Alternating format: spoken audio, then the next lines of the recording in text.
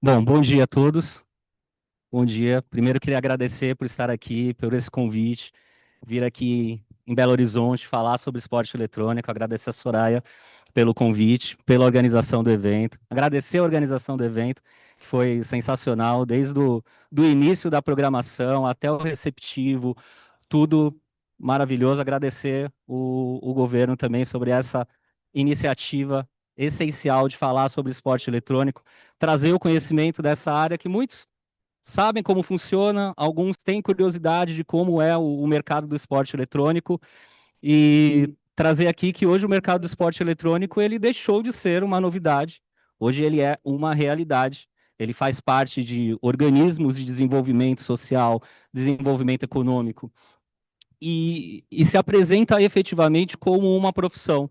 E não só nossas profissões que nós conhecemos, como os atletas e as equipes de esporte eletrônico, os streamers, influenciadores, mas uma cadeia, um ecossistema total que envolve outras profissões relacionadas ao esporte eletrônico. Uma prova disso sou eu aqui falando sobre esporte eletrônico no âmbito jurídico, o desenvolvimento das questões contratuais, outras questões que trarei aqui para vocês, né? Me apresentar um pouco aqui sobre a minha trajetória.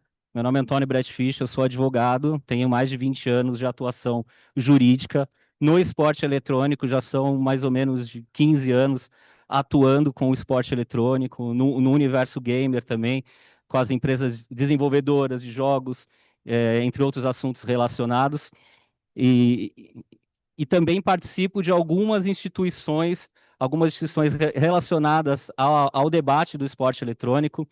Uma delas é a Subcomissão de Direito Desportivo, que existe uma comissão hoje de esporte eletrônico em São Paulo, tratando sobre o desenvolvimento do esporte eletrônico.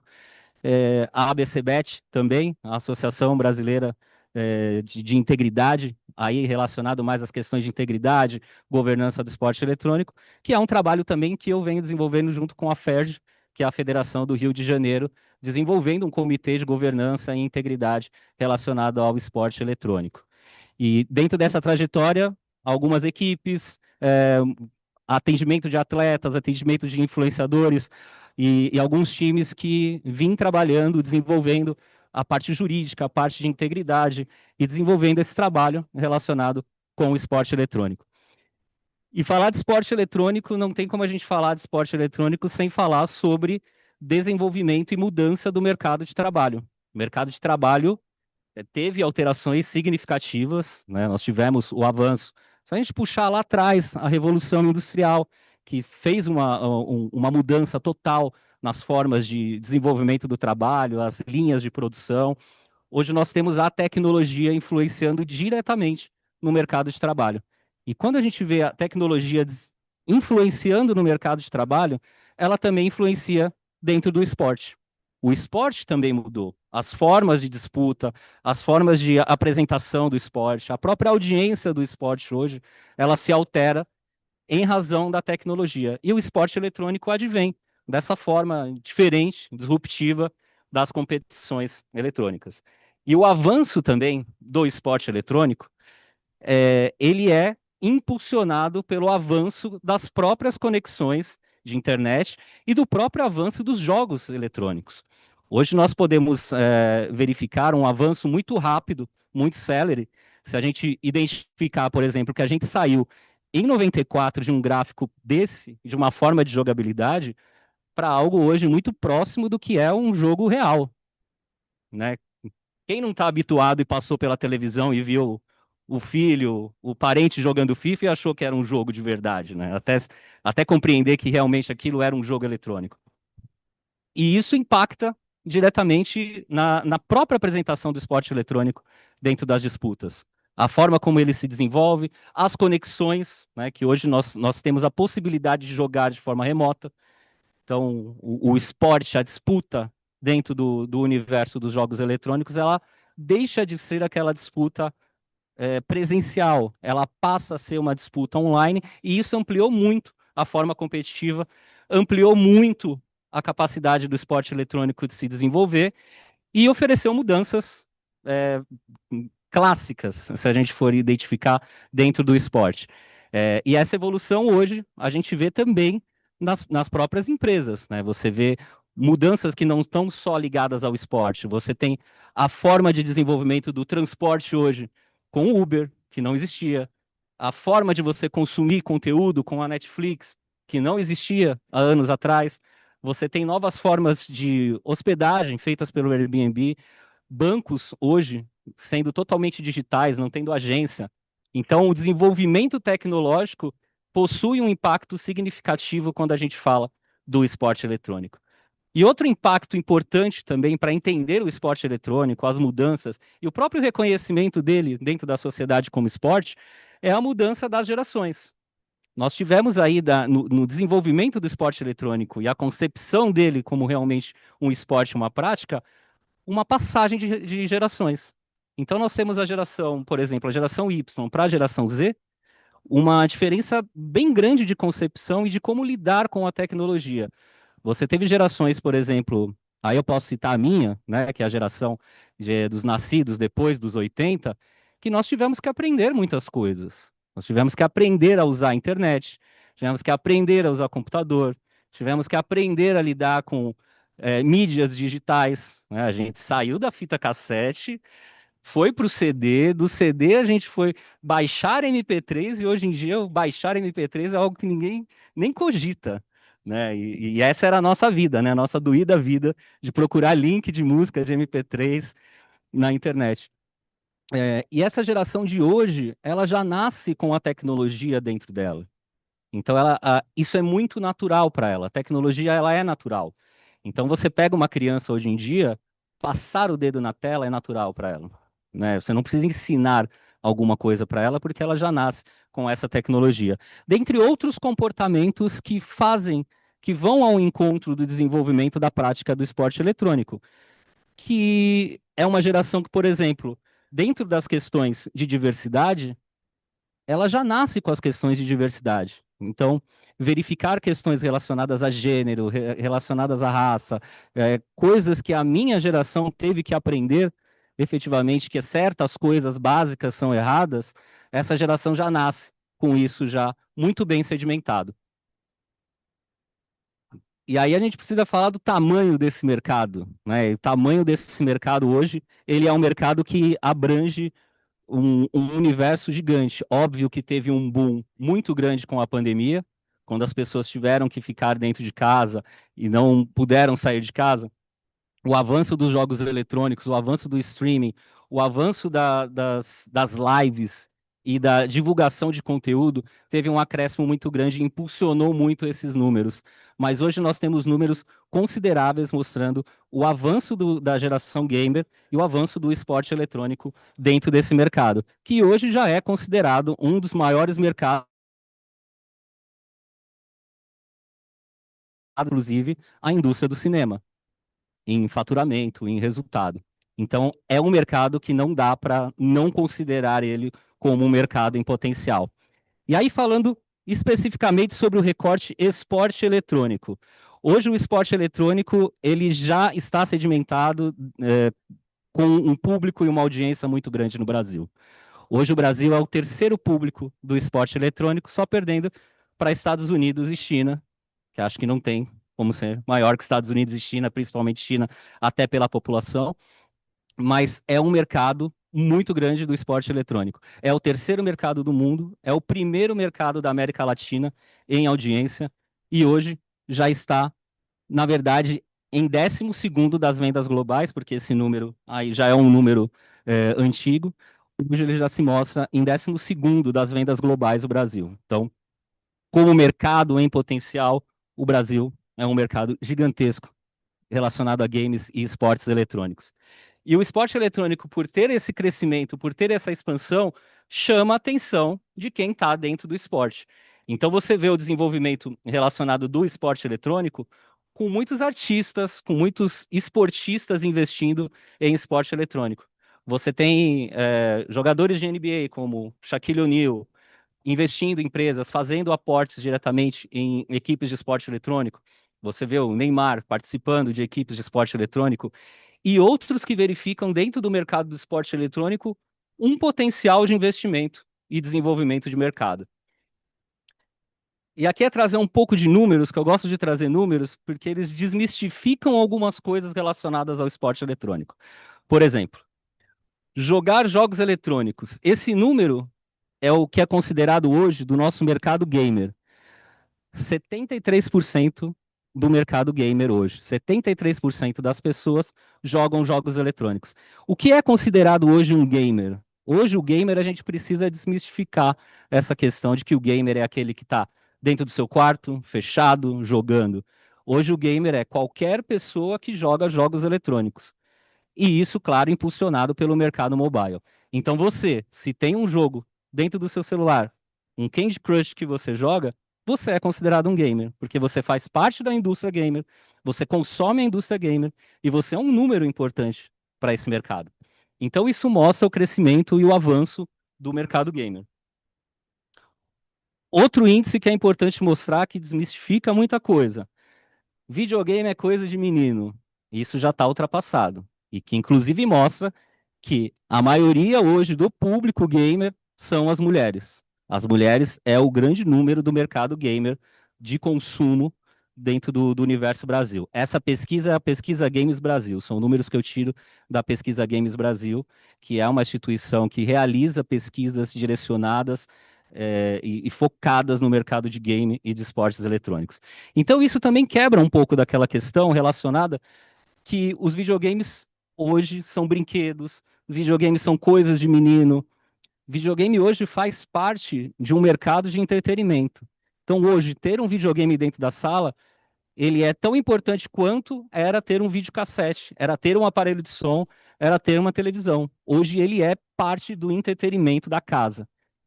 E aqui outro número que mostra o crescimento da idade do mercado gamer.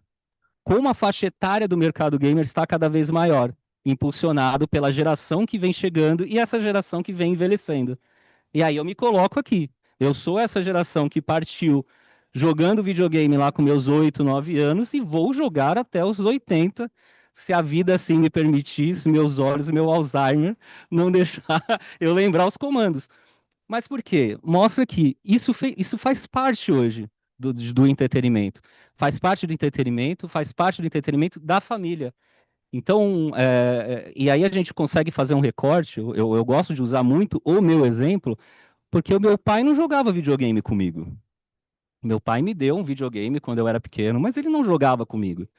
Só que hoje em dia você tem pais, filhos jogando videogame. Então, isso, o jogar bola com o seu filho se transforma com o jogar Fortnite com o seu filho. Então, isso vai passando de geração. E provavelmente a minha filha vai jogar com a filha dela, ou com o filho dela. Isso vai se sedimentar como a televisão se sedimentou como um instrumento de entretenimento. E o impulsionamento desse mercado, o crescimento desse mercado, faz com que as marcas olhem para esse mercado. Então hoje você tem marcas que antes você não imaginava estar ligado a games, por não ter ligação nenhuma, por não ter conexão nenhuma, ligada no mercado do esporte eletrônico e dos games. Por quê? Porque o mercado de consumo utiliza hoje o game como forma de desenvolvimento próprio e desenvolvimento social. Então você vai ter mercados e marcas relacionadas com esse público, porque quer atingir todo aquele público de faixa etária que consome esse mercado. Então, hoje é um mercado que se expande e que cresce cada vez mais. E aí, quando a gente fala direcionamente como esporte eletrônico, é preciso diferenciar, primeiro, o que é esporte eletrônico de jogos eletrônicos e também entender se isso que essas pessoas praticam pode ser considerado como esporte ou não. E aí a gente tem as questões sociais que envolvem essa discussão, nós temos as questões filosóficas que envolvem essa discussão e temos as questões jurídicas também, que impactam diretamente nessa discussão. Se o esporte eletrônico pode ser considerado um esporte. E aí a primeira diferenciação que eu falei, a gente precisa diferenciar o que é um jogo eletrônico de esporte eletrônico. Jogo eletrônico é um software criado para o desenvolvimento de uma prática. É um jogo criado para o desenvolvimento de um hobby, de um passatempo. Então, nem todo jogo eletrônico é um esporte eletrônico.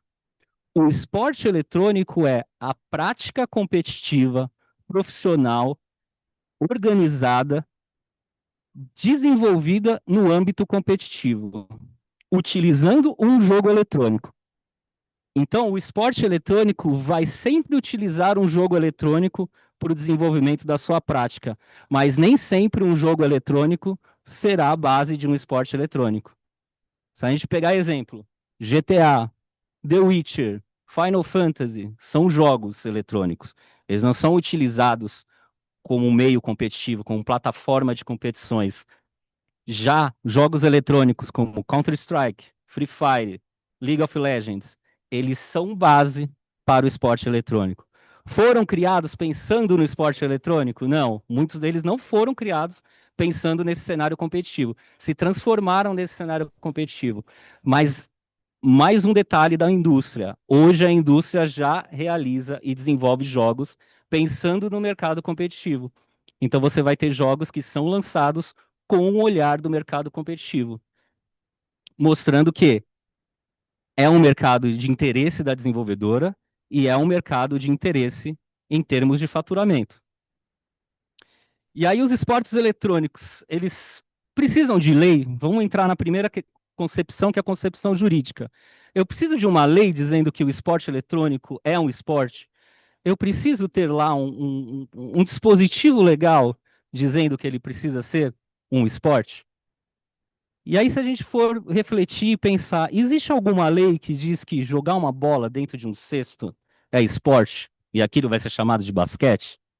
Existe alguma lei dizendo que se eu colocar uma rede no meio de uma quadra, bater uma raquete de um lado para o outro, vai ser considerado um esporte?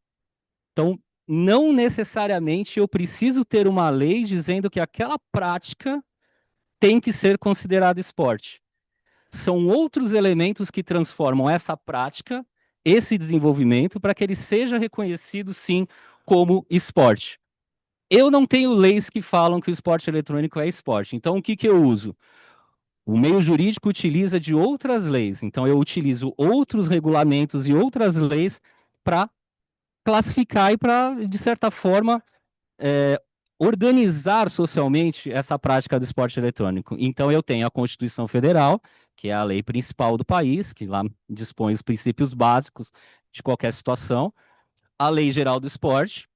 Se eu entendo e estou caminhando para uma compreensão que o esporte eletrônico é um esporte, eu tenho que utilizar a Lei Geral do Esporte e o conceito de esporte como definição. Aqui é um ponto importante. Conceito de esporte como definição. Se eu não tenho uma definição específica do que é esporte, nós advogados precisamos buscar outras fontes. Quando eu não tenho lei, eu preciso buscar outras fontes para identificar aquela questão social e como eu encaixo e eu organizo ela dentro da sociedade. Não foi assim, por exemplo, quando o Uber chegou? A gente não tinha uma legislação falando especificamente sobre o Uber, aí a gente utilizava as leis municipais que falavam sobre transporte de passageiro, puxava outras questões relacionadas. Esporte eletrônico é mais ou menos isso. Eu busco outras definições. E onde a gente vai buscar uma definição do que é esporte? Dos enunciados do Conselho Federal de Educação Física. O que o Conselho Federal de Educação Física diz como esporte? Ele disciplina que esporte é o sistema ordenado de práticas corporais dentro de uma atividade competitiva, institucionalizada, segundo regras pré-estabelecidas. Então, eu utilizo esses 4 pilares aqui para identificar o que é uma prática e se ela pode ser considerada uma prática esportiva ou não. Dentro do esporte eletrônico, eu consigo identificar práticas corporais? Muitos vão dizer que não. Esporte eletrônico não tem impacto corporal. Imagina, o fulano sentado na cadeira lá mexendo no controle, que lá não é esporte, está fazendo nada, só está lá sentado engordando o dia inteiro. E não, hoje nós já temos estudos mostrando que a utilização, o esporte eletrônico, a sua prática, causa sim movimentos constantes dos membros superiores, causa sim movimentos constantes do globo ocular, da visão, da questão cognitiva, do impacto da coluna. Então, são diversas questões que impactam de forma corporal. E existiu também uma avaliação que foi feita no CBLOL de 2016, onde eles utilizaram eletrodos em um atleta durante a final do CBLOL. E lá foi identificado que a frequência cardiorrespiratória daquele atleta de esporte eletrônico, vocês veem que eu já estou falando atleta, né? Já estou dando a dica de onde eu quero chegar. Que aquele atleta de esporte eletrônico, ele tinha uma frequência cardiorrespiratória tão igual, similar ou até maior que um atleta de um esporte tradicional.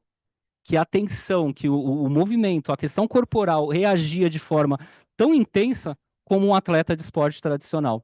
Então, sim, não vamos falar que esporte eletrônico é um esporte da mente. Esporte eletrônico, ele é um esporte com práticas corporais, sim. Até porque nós já temos casos na Ásia de aposentadoria de atletas por Ler-Dort, de aposentadorias precoces por Ler-Dort. Se a pessoa tem Ler-Dort, ela usa movimentos corporais. É uma atividade competitiva? Inegável. Inegável quando você tem uma disputa de Counter-Strike, você está dentro de uma atividade competitiva. Dois times disputando um resultado final de uma partida. Ela é institucionalizada? Sim. De certa forma, hoje ela é institucionalizada. As competições elas são feitas e criadas por organizações relacionadas a esporte eletrônico, então que criam as suas competições. As próprias desenvolvedoras, que são as donas do jogo, elas criam os seus torneios internos. Então podemos dizer sim que é uma prática institucionalizada. Segundo regras pré-estabelecidas também. Todas essas competições têm os seus livros de regras. Né? Quando a gente atua e trabalha para uma organização de torneio, o principal trabalho no meu de advogado é verificar se essas regras estão ok, se elas estão adaptadas à competição, se vai ter possibilidade de recurso da outra parte, qual que é a punição que vai ser aplicada, para que isso não seja contestado. Então, sim, nós podemos identificar todos esses elementos dentro da prática do esporte eletrônico. Então, sim, são práticas relacionadas a atividades corporais, possuem regras estabelecidas e mais, são instrumentos de promoção de educação, saúde e cultura. Inegável que quando você tem uma competição, muitas questões envolvem questões relacionadas à cultura, à, à questão relacionada à troca de informações culturais, relacionamento com outros países, com outros atletas. Então você tem todas essas práticas. Então, partindo dessas questões, a gente consegue sim. E existe mais um elemento que é extremamente importante para você identificar se uma prática ela é considerada como esporte ou não. É como a sociedade enxerga essa prática. Mais do que ter uma lei, é como a sociedade enxerga como aquela prática se desenvolve, se a sociedade compreende que aquilo é esporte. E cada vez mais a gente vem verificando que a sociedade vai compreendendo, sim, o esporte eletrônico como esporte, criando competições, tendo audiência, tendo fãs de esporte eletrônico. Então, hoje você consegue identificar que a sociedade já entendeu que o esporte eletrônico ele é um esporte. Hoje você tem pessoas praticando esporte eletrônico de forma competitiva, como uma profissão. Então, sim, nós podemos dizer que esporte eletrônico é um esporte. Agora, as leis sobre esporte eletrônico. Nós temos legislações sobre esporte eletrônico? Temos várias.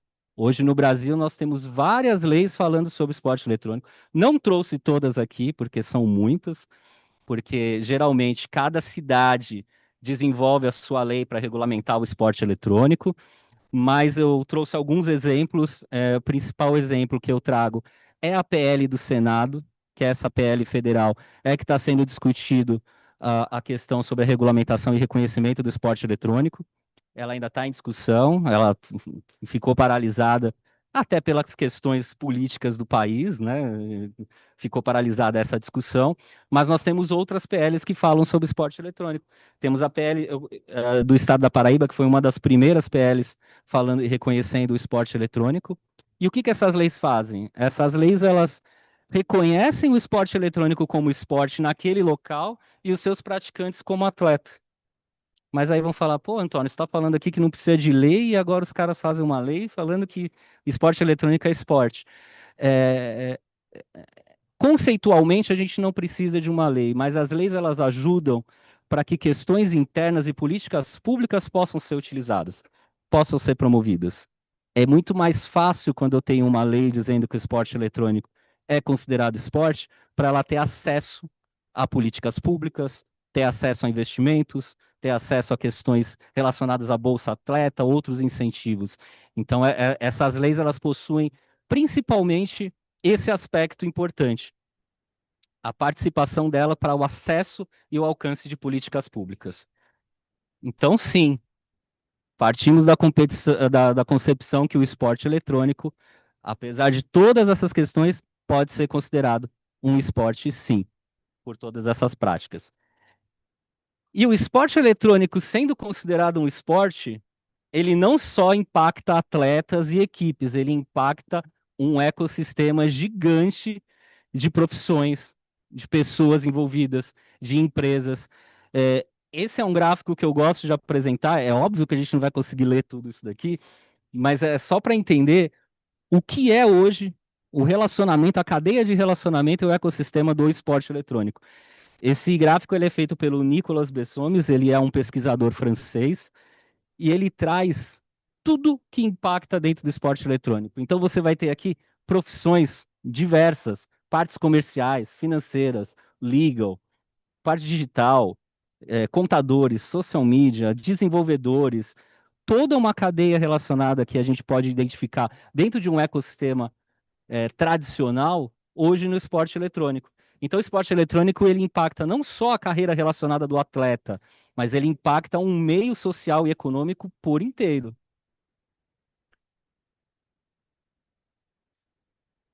Um número pequeno, só um recorte do que é o tamanho do esporte eletrônico e como isso impacta dentro de uma carreira de profissões. Foram os números apresentados pela LPE, que é a Liga Paulista de Esporte Eletrônico, que reuniu 520 times de Free Fire. Se a gente considerar que 520 times de Free Fire, cada time de Free Fire tem 5 integrantes, isso daí impactou 2,6 mil pessoas envolvidas, só de atletas relacionados à competição. Fora advogados, parte de fisioterapia, psicólogos, parte de recursos humanos. Então, é um universo gigante feito por um recorte pequeno aqui de um torneio do esporte eletrônico. E outro recorte que eu gosto de mostrar é da prática jurídica. Porque aí vocês falam, Antônio Carlos, o que você faz aí no esporte eletrônico? Você fica fazendo contrato de atleta? Não, tem muita coisa que envolve o esporte eletrônico. O que a gente vê do esporte eletrônico é direito desportivo e direito contratual. Mas o que envolve o esporte eletrônico são todas as áreas do direito. Isso eu posso dizer com toda certeza. O esporte eletrônico impacta e é multidisciplinar, pois tem questões que envolvem desde questões tributárias das equipes que hoje competem internacionalmente. Então você vai, como é que eu lido com o dinheiro que entra dessas equipes? Questão de direito internacional, como é que eu lido com os vistos dos atletas? Se em alguns locais ele não é considerado atleta, como que eu entro? Eu posso entrar com visto de turista para participar de uma competição? Vou ter problema quando eu voltar para o Brasil? Vou ter problema para ir? Quais são as vacinas que eu preciso? O que que eu preciso cumprir? Então, diversas questões que a gente atua e não só relacionada aos contratos.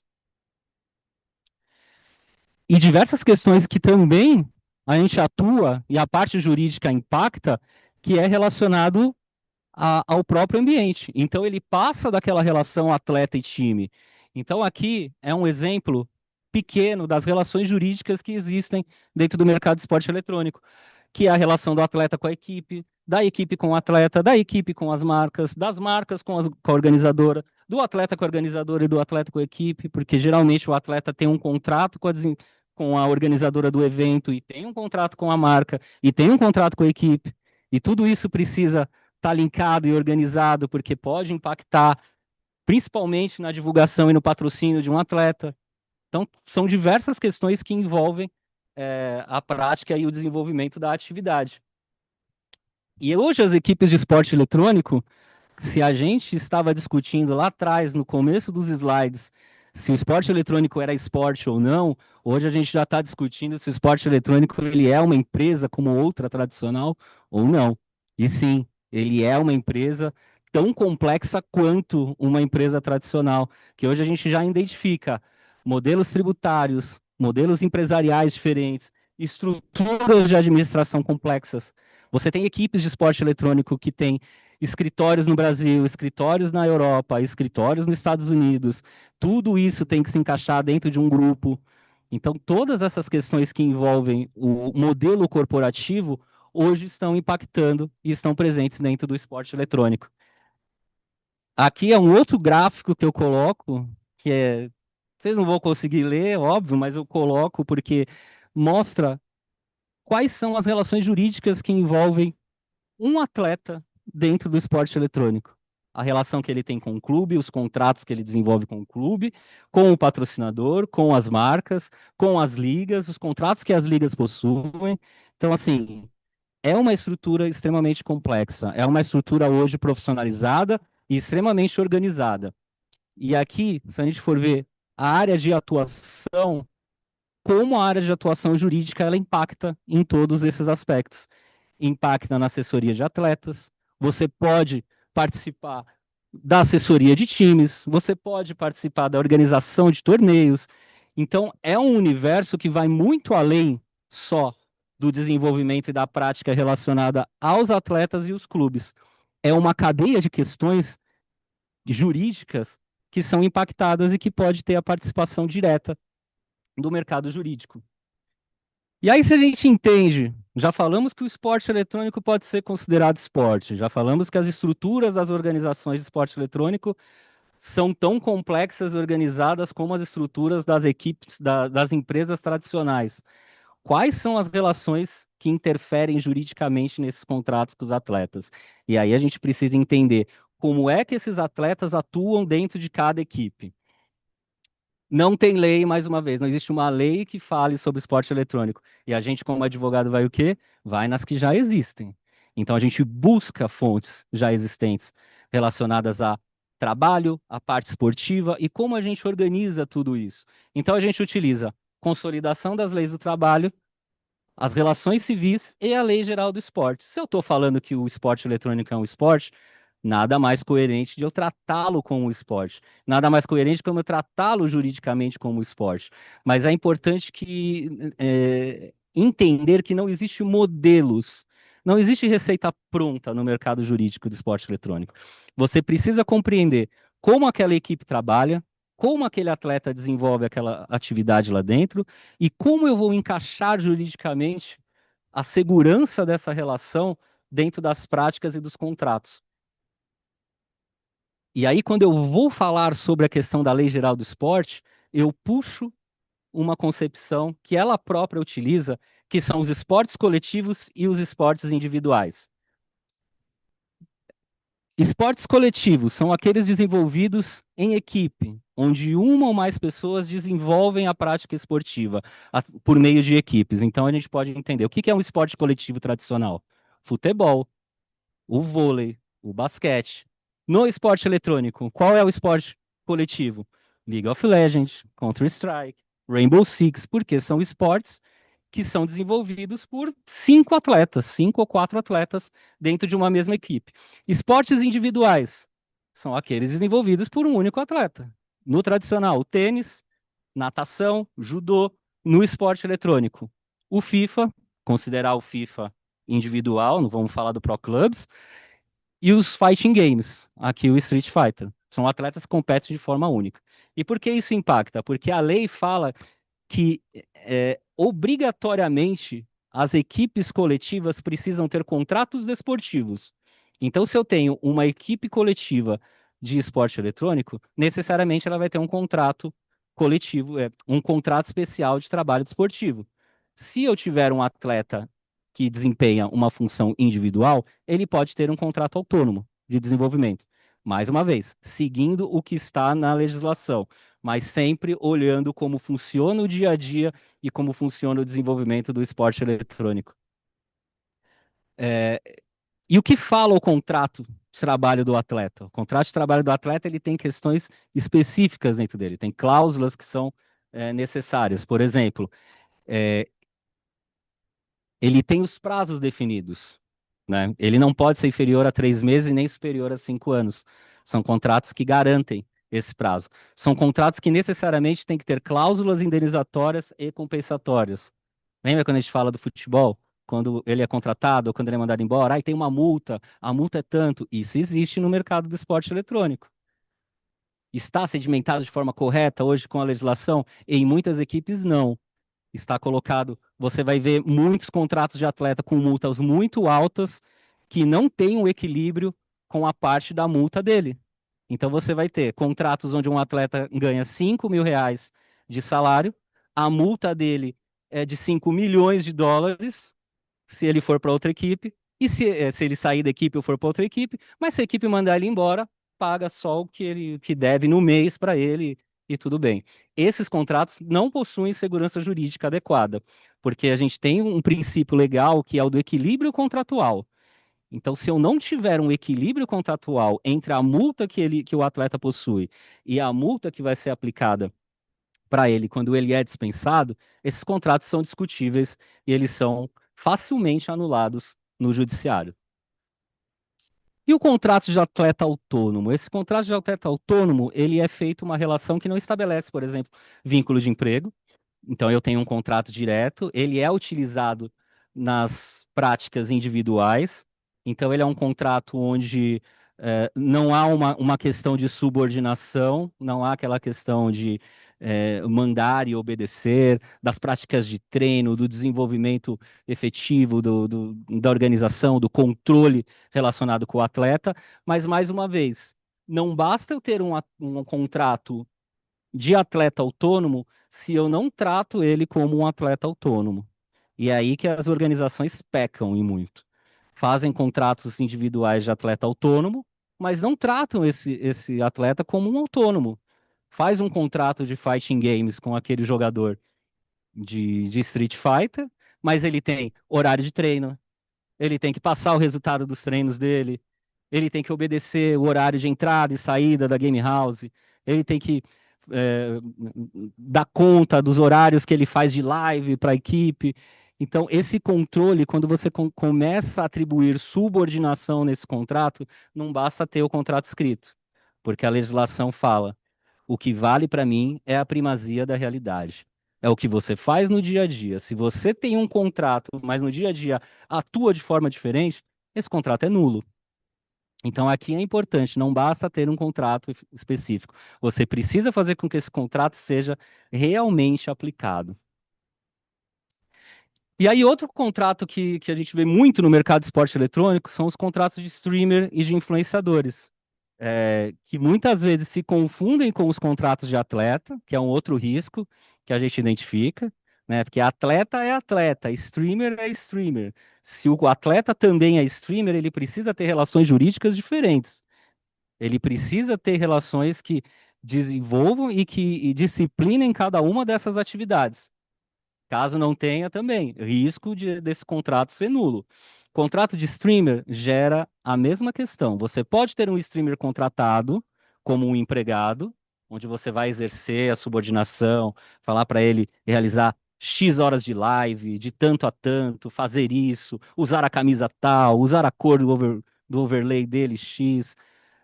Ou você pode ter um contrato autônomo. Mas, mais uma vez, se você tem um contrato autônomo, você tem que tratar ele como um autônomo.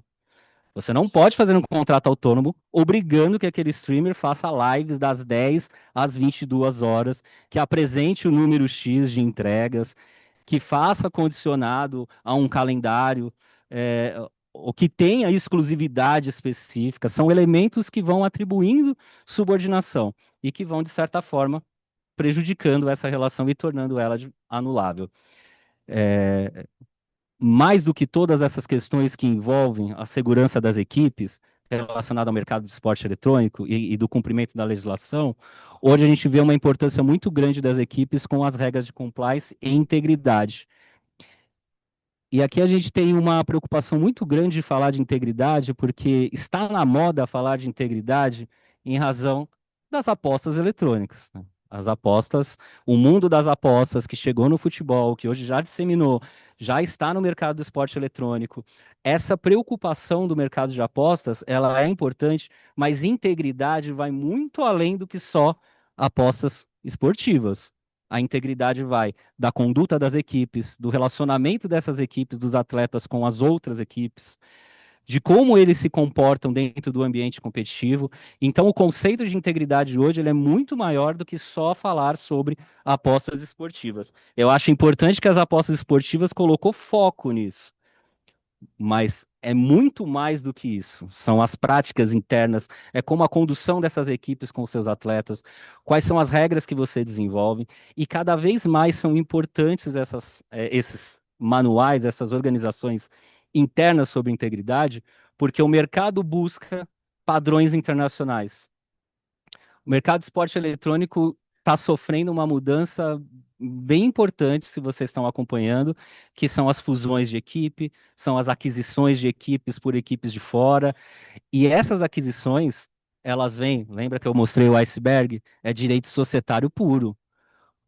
É uma equipe querendo, é um investidor querendo saber o que que uma empresa tem para ele aportar o dinheiro dele, se tornar sócio e adquirir.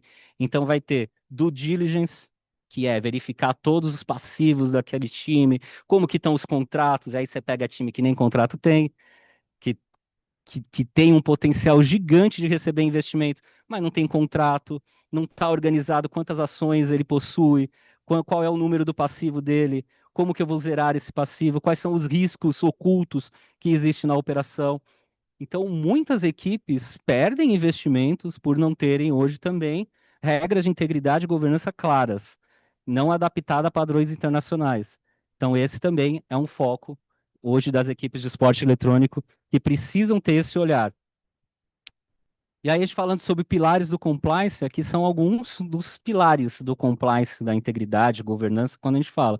Não é só ter código de conduta.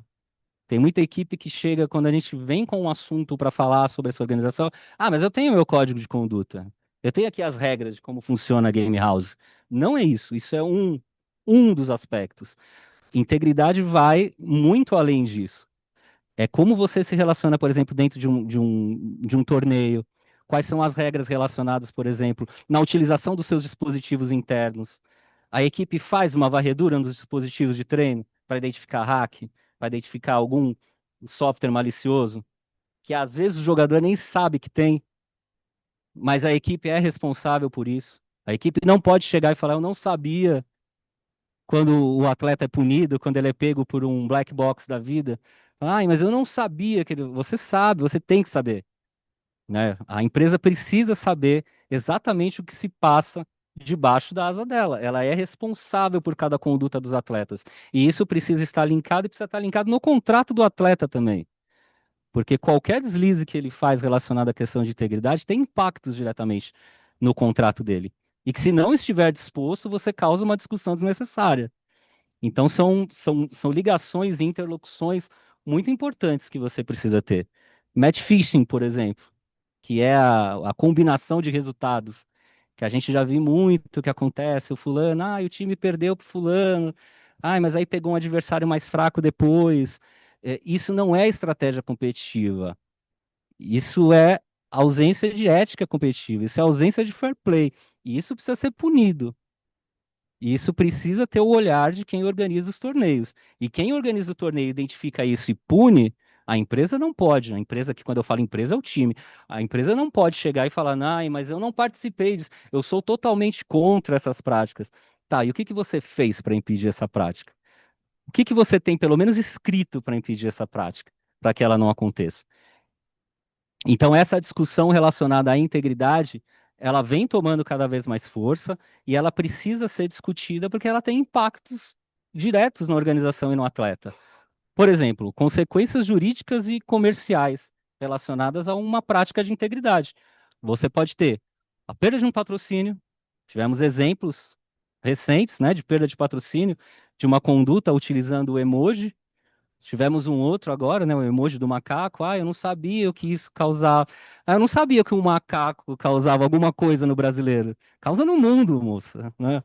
Se colocar um macaco relacionado a alguma coisa, causa um impacto gigante.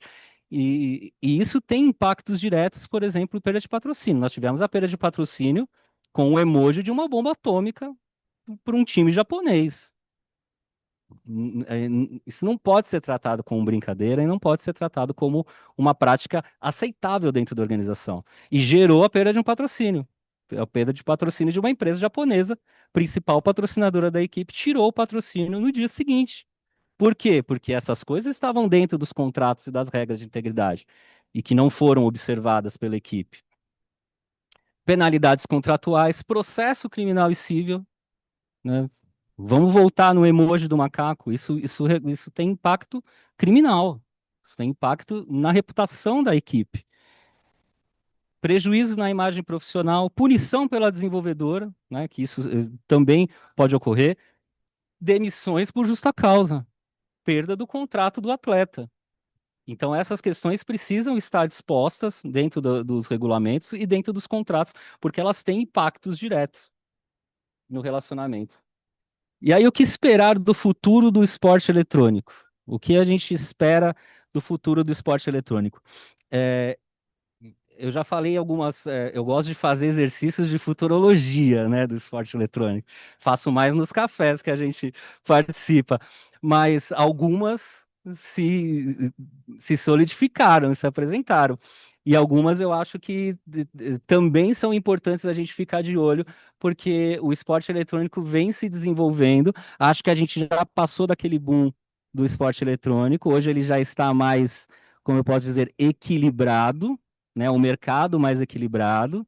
Você já não tem tantos aportes de patrocínios milionários, porque os patrocínios milionários já sabem que não tem o retorno milionário que os números mostram, né? Que alguns números inflamados mostram. Então você já tem hoje um cenário muito mais sedimentado e mais organizado. Mas o que que a gente pode esperar do futuro do esporte eletrônico? E aí eu trouxe algumas questões, por exemplo. Fusões, cisões e aquisições. Essa eu já falava há bastante tempo, né? Se vocês pegarem meu Instagram e puxar lá umas lives e stories de 2022, 23 por aí. Por quê? Porque o cenário vai mostrando que para competir com o mercado internacional e que para competir também com o mercado interno e com o acréscimo do valor de investimento, as equipes de esporte eletrônico não vão conseguir se sustentar só com patrocínio. Essa é uma máxima que a gente já vinha identificando e que cada vez mais essa questão de uma equipe se junta. Começou assim, uma equipe vai se juntar com a outra. Ah, você me empresta sua line para a gente jogar junto lá? Começou assim. Hoje a gente já tem relações comerciais complexas. Então você já teve fusão de uma equipe com a outra, você já teve fusão de equipes grandes, né? O MIBR fez uma fusão recente, né? Quem imaginava o MIBR fazer uma fusão? Sim, porque ele precisa ter potencial competitivo, e o potencial competitivo está muito alto. Então a gente vai ver muitas equipes que hoje sobrevivem no mercado de esporte eletrônico saindo ou se fundindo com outras equipes, para que a gente tenha equipes realmente grandes e competitivas, mas num cenário menor. Não vou dizer um cenário elitizado, mas um cenário menor, potencialmente competitivo, porque o mercado mostra isso. Então, assim, fusões, cisões, aquisições, por exemplo, tem o mercado estrangeiro olhando muito para o Brasil. Você já vê equipes de fora chegando no cenário do Free Fire. É bem provável que a gente tenha equipes novas chegando na LBFF no próximo split, que a gente nem imaginava que ia chegar, mas que olha para o Brasil e vai entrar. Por quê? Porque vê no mercado um potencial muito grande de audiência, um mercado que precisa de dinheiro e de aporte e que ela tem, pagando em dólar. Então, ao invés de ela chegar e montar aqui, ela fala: vou comprar a sua operação e vou tocar aqui com a minha marca. Então, essas operações, elas vão ser, acredito que serão muito mais constantes. Investimento em integridade, como eu falei, em razão da influência das bets, não tem como a gente não considerar o mercado de apostas esportivas, é um mercado que impulsiona hoje o futebol, está de olho no mercado de esporte eletrônico cada vez mais, em razão, tem os seus desafios regulamentares, competitivos. Acredito que a gente vai ter uma palestra específica sobre isso na parte da tarde, né? É, e que cada vez mais essas questões de integridade elas vão ser necessárias. Então, o relacionamento das bets, a participação vai ser necessária. A maior participação dos times de futebol. Eu ainda acho que os times de futebol não entraram de verdade no esporte eletrônico. Eu já participei de alguns projetos, muitos projetos relacionados a esporte eletrônico com times de futebol, né? Posso dizer que esse acho que é o meu principal mercado, né, de times de futebol no esporte eletrônico, mas eles não olham ainda o esporte eletrônico como área estratégica de atuação. Eles não olham como modalidade esportiva. Eles simplesmente terceirizam a participação, uma empresa realiza, se der certo, legal, se não der certo, não tem nada a ver com isso. Não fui eu. Cancela o contrato, tal, não sei o quê. Mas eles ainda não estão vendo isso como uma parte de investimento específico. A hora que o futebol olhar para o mercado de esporte eletrônico como investimento, de fato, a coisa vai mudar. Porque o futebol tem um dinheiro muito maior do que qualquer organização de esporte eletrônico por aí. Então, a hora que o mercado de futebol olhar, e eu acho que ele vai olhar, que é cada vez mais, com as próprias discussões relacionadas ao movimento olímpico, que a gente já teve um recuo muito grande, né, do movimento olímpico no esporte eletrônico, mas esse olhar que começou a ser visto, os times de futebol já começam porque eles têm práticas olímpicas e é muito mais fácil para eles entenderem o esporte eletrônico como um viés olímpico do que entender o esporte eletrônico com esses 20 slides que eu mostrei só para dizer que ele é esporte. Então, eu acredito que o futebol é um caminho. Incentivos educacionais públicos e privados. O olhar do poder público cada vez mais ligado no esporte eletrônico. Eu acho que esse também é um caminho para a gente observar para o futuro do esporte eletrônico. O poder público já olha o esporte eletrônico não só como um viés importante para ele como capital político, mas ele olha sim como viés educacional, viés de trazer benefícios para a população, viés de trazer benefícios educacionais e a utilização dos games e dos esportes eletrônicos dentro da sociedade como um todo para o desenvolvimento.